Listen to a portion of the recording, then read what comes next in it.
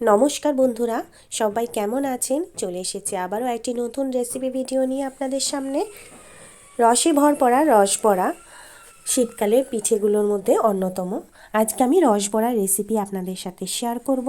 তো আমি কিভাবে বানাচ্ছি সেটি আপনাদের দেখাবো। ভালো লাগলে অবশ্যই লাইক, শেয়ার এবং কমেন্ট করবেন।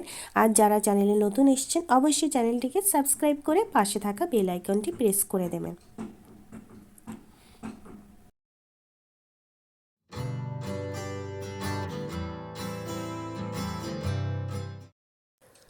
আমি এখানে প্রথমে বিউলির ডাল ভিজিয়ে রেখেছি আগের দিন রাত্রে।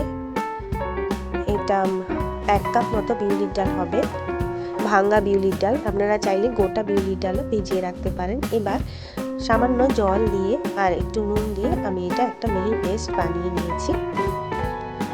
এবার রসবড়া বানানোর জন্য যেটা প্রধান জিনিস, এই ডালটাকে ভালো করে ফেটিয়ে নিতে হবে। আজকে আমি রান্না করছি না, আমার শাশুড়ি মা রান্না করছেন। উনি আগেও আমার অনেক ভিডিওতে রান্না করেছেন, তবে এখন শরীরের জন্য অতটা করতে পারে না। তো আজকে বাড়ির সবার ডিমান্ডে উনি রসবড়া বানাচ্ছেন। তো ভালো করে ফেটিয়ে নেওয়া হচ্ছে। ফ্যাটানোটা যত ভালো হবে রসবড়া ততই ভালো হবে, সুন্দর ফ্লাফি হবে। এই দেখুন কিভাবে বুঝবে, জলের মধ্যে যদি একটু ব্যাটার দেওয়া হয় সেটা যদি উপরে ভেসে ওঠে তাহলে বুঝতে হবে যে ব্যাটারটা ঠিক মতো হয়েছে।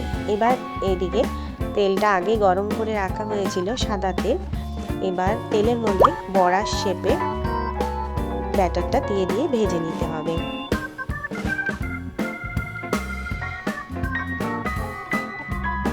ব্যাটারটা এতটাই ভালো ফাটানো হয়েছে যে দেওয়ার সাথে সাথে কিন্তু ফুলে উঠেছে। এবার তেলটা একটু নাড়িয়ে দিতে হবে চারদিকে, যাতে বড়াগুলো সহজে উল্টে যায়। তারপরে ফ্লেমটা মিডিয়াম করে দিতে হবে, আর যতক্ষণ না গোল্ডেন ব্রাউন হচ্ছে ততক্ষণ এটা ভাজতে হবে।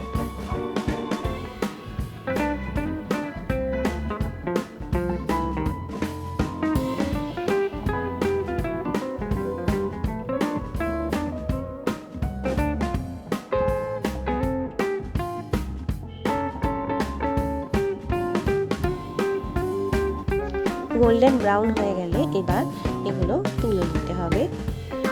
আমি আপনাদের দেখাতে ভুলে গেছি, আগে কিন্তু রসটা তৈরি করে রাখা হয়েছিল। রসটা এখানে 5-6 কাপ জলের মধ্যে পাটালি গুড় দিয়ে সেটা জাল দিয়ে 10 থেকে 15 মিনিট জাল দিয়ে যখন একটু আঠা আঠা ভাব আসবে তখন এটা বন্ধ করে রেখে দিতে হবে, এবং গরম অবস্থাতে কিন্তু বড়াগুলো ভেজে এর মধ্যে দিয়ে দিতে হবে। এক সেট ভাজা হয়ে গেছে, আরেক সেট সেম পদ্ধতিতেই ভাজা হচ্ছে, কিন্তু আরেকবার বড়াটা দেওয়ার আগে আবার ভালোভাবে ফেটিয়ে নিতে হবে। নিয়ে তারপরে বড়াগুলো যখন গোল্ডেন ব্রাউন হয়ে যাবে তখন তুলে নিতে হবে। তারপরে আবার রসে ডুবিয়ে দিতে হবে।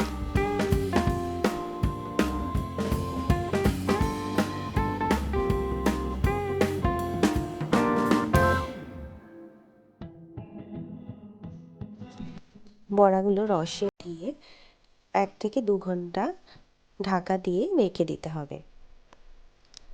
যখন সবগুলো বড়াতে রস ভালো করে ঢুকে যাবে তখন কিন্তু পরিবেশন করা যেতে পারে। দেখুন বড়াগুলো কি সুন্দর ফ্লাফি হয়েছে। আমি কিন্তু কোনো প্রকার খাবার সোডা বা কিছুই দিইনি, শুধুমাত্র ভালোভাবে ফ্যাটানো হয়েছিল। আর আপনারা কিন্তু ফ্যাটানোর সময় চাইলে একটু মৌরিও দিতে পারেন। আর যে রসটা বানানো হয়েছে তার মধ্যে এলাচ গুঁড়ো দেওয়া হয়েছিল, আমি এটা বলতে ভুলে গেছি। তাহলে কেমন লাগলো এই রসবড়া রেসিপিটি? আপনাদের ভালো লাগলে অবশ্যই লাইক, শেয়ার এবং কমেন্ট করবেন। আর যারা চ্যানেলে নতুন এসেছেন অবশ্যই চ্যানেলটিকে সাবস্ক্রাইব করে পাশে থাকা বেল আইকনটি প্রেস করে দেবেন। সবাই ভালো থাকবেন, সুস্থ থাকবেন। চলে আসবো নতুন আবার একটি ভিডিও নিয়ে।